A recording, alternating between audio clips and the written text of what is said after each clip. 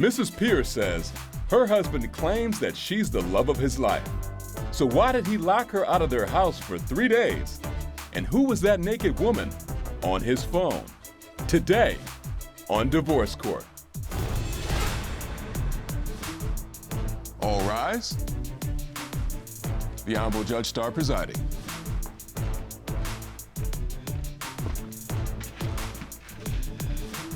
Hello, everyone. Please be seated.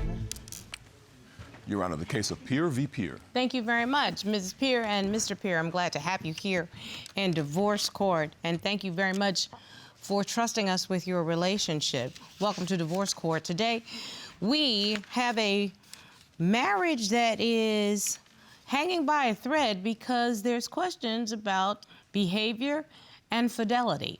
Let's see if we can get to the bottom of it. Mrs. Pier, you brought this case to court. You've been together for 5 years, married for 4 years. You do have a child together. Can you tell me why we're in court today? Yes, Your Honor. I'm in court today because my husband is a narcissist, a liar, a cheater.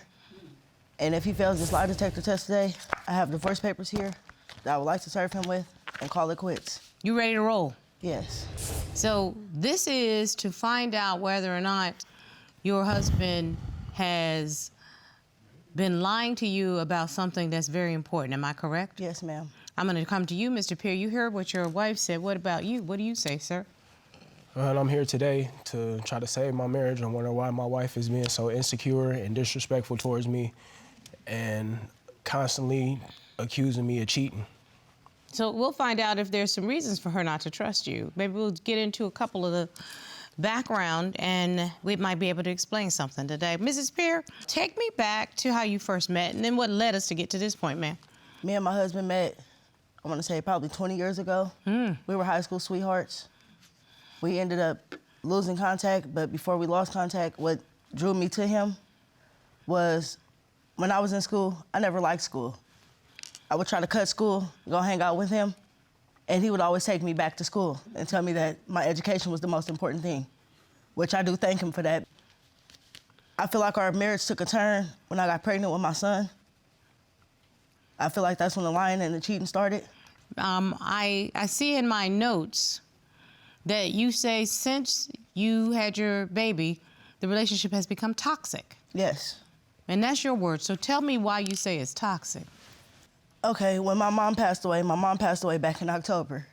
I'm sorry to hear that. Was my best friend. Yes, I understand that. I took care of my mom from, I want to say 15, all the way up until she passed. Well, when she passed, we had an incident where I put all my mom's storage, all her property, well, mostly all of her property in storage. Yes, when ma'am. she passed away. Well, I don't know why they contacted him instead of me. They contacted him and said something about a data breach or a security breach a couple weeks ago. So I told him that we needed to go check on the storage because this isn't the first time that this has happened. And well, I feel like my husband felt that it was more important to go to one of his friends' houses than to check on the storage unit. And then because I left and went to go check on the storage unit, I ended up getting locked out of our house for 3 days with our son after my son had an allergic reaction to tangerine juice, and all of my son's medicine, our clothes, and everything were in the house. What was that about? Tag, you're it, Mr. Pier. What's that about? Well, Your Honor, I had an incident where I was involved in a almost near fatal accident, which actually changed my life in a major way, so it makes me more... I understand you actually were shot. Yes. And you almost lost your life. Yes, ma'am. Like I say, since my accident, I suffer from memory issues. And as far as I remember with that situation, we ended up leaving that night. And I remember, like, when I was trying to go, she said, like, never mind, we don't have to go or something like that. But I can't really remember. And then as far as the incident with the key, we had a roommate that was staying with us, and instead of us making an extra key and giving him the spare key, we ended up giving him her key. And your wife and your child are locked out of the house. Where were you during this time? Did you not get a text message or a phone call? She shut my phone off. After 3 days, yes, I did. Because if you're not answering the phone for me and I'm paying your bill, why do you have a phone? So, Mr. Pier, you see what tit for tat gets you? So now y'all play silly games, y'all win silly prizes. You're married. You know, y'all chose to do that. I see so many cases come in here, young people. I'm saying this to you. I see so many cases come in here, people who don't get married. And then they ask me, should we get married? And if you're treating each other bad, I always say no, because you can't even be a good girlfriend or a good boyfriend. Why are you gonna get married? But y'all are already married. Yes. And you decided to make a family. Yes. And you actually waited until you got married to have a child together. So something tells me you really were trying to build something. Mr. Pier, am I correct? You were trying to build something? Yes, ma'am. Mrs. Pier, were you trying to build something? Yes, ma'am. I even helped him take care of his other 4 children. Do the children all live in the house with you? They were. But due to unforeseen circumstances, they're not there now. But yeah, they were. So you all really were building a family. So being nicer to each other and being considerate to each other, it seems like that would be the thing. Ms. Pier, do you think that that's unreasonable? No, I don't feel like it's unreasonable, but like I said, I feel like my husband never supports me. Yes, ma'am. Like even at my mom's funeral, he waited outside. Of the service? Yes. He texted one of his co-workers and sent him a picture of a girl in a motel room laying naked in the bed and told him that I'm not coming to work today because this is what I'm doing. One of my coworkers that I was working on the line with, all the girls like him and everything, so it was just a little thing between me and him, something to make him jealous. It wasn't nothing serious. If she sent me a picture of a naked white man laying in the bed and said, yo, Star, can't come to work today because this is what I'm gonna be doing. Tell me you wouldn't go off.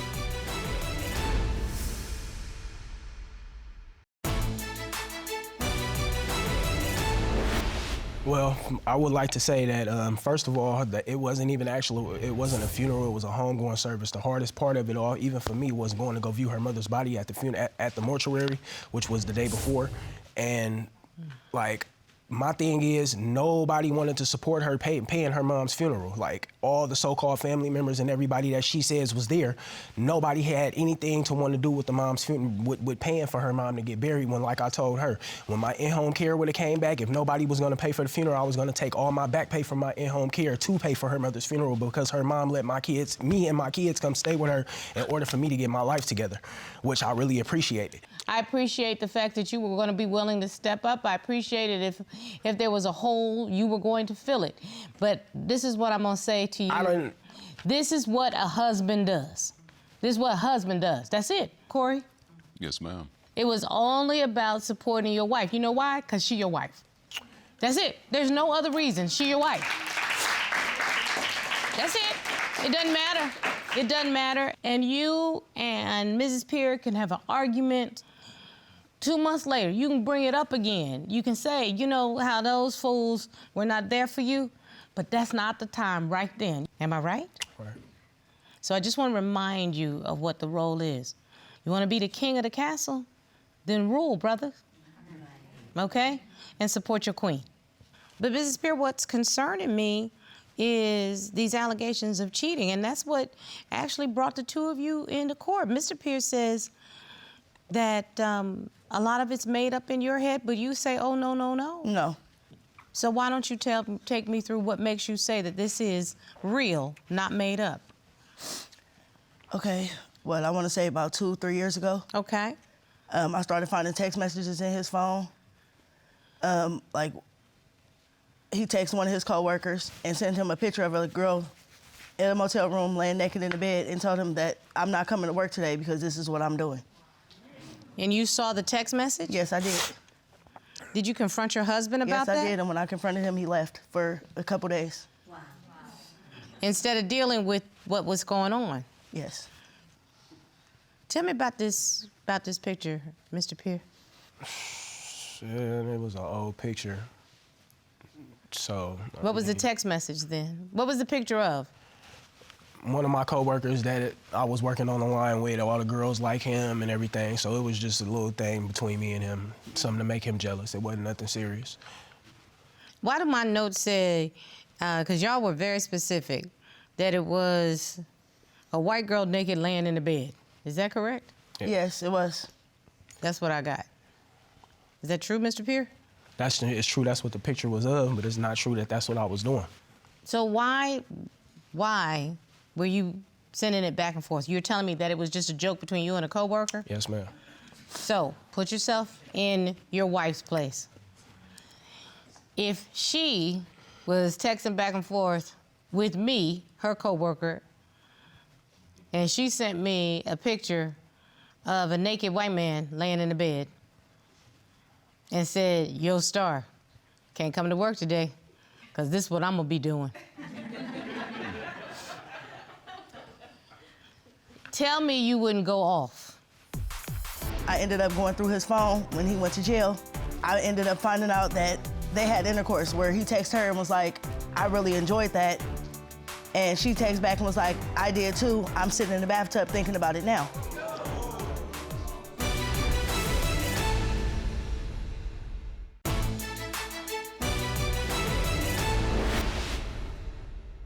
Of course, I'm gonna ask her about it, but I'm not gonna go into the whole, deep. I'm not gonna go into getting irate about it or flashing about it if I'm not 100% sure about it. So she approached you about it, am I correct? She did. She said to you, "What in the world about that?" I can't remember. You're sounding an awful lot like you testifying in front of the Senate Judiciary Committee because you can't recall. Okay? I think you know I have a little experience in these kinds of things, sir, so "I can't recall" is a good way for you not to perjure yourself, okay? Ms. Pier, fair enough.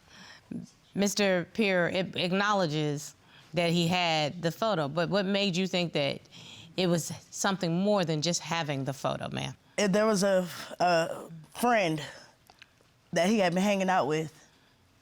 A male or a female? A female. When the incident when he got shot, he asked me, because he was in the hospital and he couldn't get out the hospital, he asked me to go pick up his belongings out of the car. I found a pill bottle in the car with the female's name on it, and I confronted him about that as well. And he tells me that that was just his friend, which I believed at the time. But then later on down the line, I ended up going through his phone when he went to jail. I ended up finding out that they had intercourse where he texted her and was like, "I really enjoyed that." And she texted back and was like, "I did too. I'm sitting in the bathtub thinking about it now." So needless to say, it was probably difficult for you to be 100% all in while he's trying to recover from being put in a tricky situation. And I still was there. Mrs. Pier, you asked your husband to submit to a polygraph exam, and he willingly decided to do so. Yes, we ma'am. called it an expert on your behalf. Will you please ask the expert witness to join us, Corey? Sure thing. Sir. Good day, Your Honor. Good day, Mr. Yarborough. Will you please identify yourself and your professional affiliation for the court? Absolutely. My name is John Yarborough. I'm a certified polygraph examiner. I'm a member of the American Polygraph Association.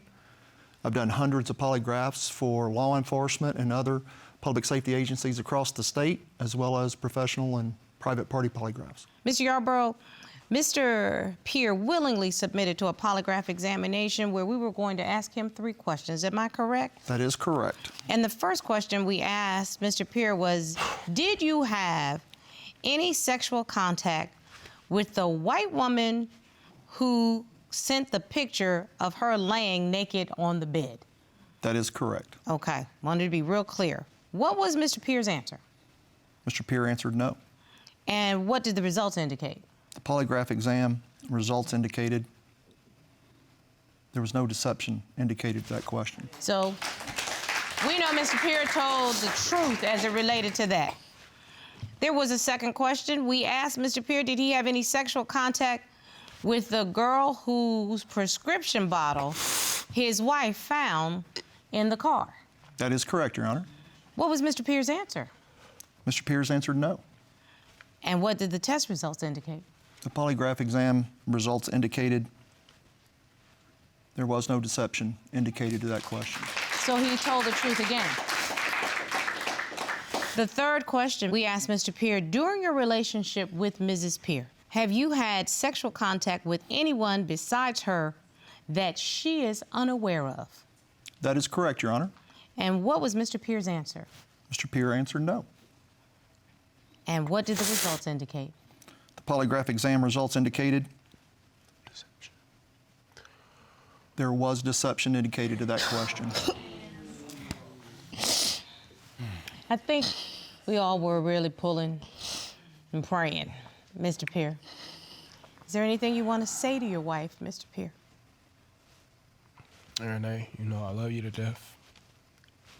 And I don't know what else I gotta do. I don't know where you wanna go from here.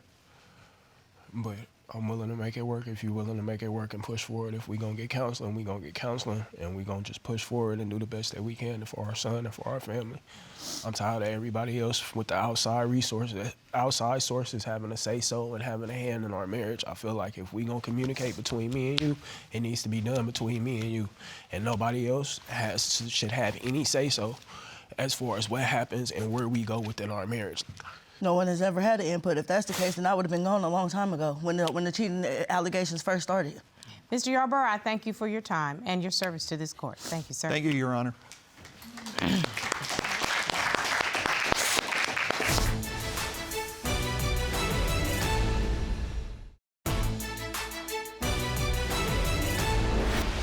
Mr. Pier, I gave you the opportunity to say to your wife something. You started talking about third-party interference in your relationship. But the first thing I should have heard come out of your mouth is, I beg your pardon. I'm sorry that I was unfaithful to you. I'm sorry that I violated your trust. I didn't hear you say that. I think she deserves to hear that. I apologize. I apologize for everything. Anything that I ever did to hurt you as a man, and within our relationship, I apologize. And you know, I done told you that countless times, even before we made it to this point. Corey, will you retrieve the divorce papers for me? I'd like to see if they're in order. Sure thing.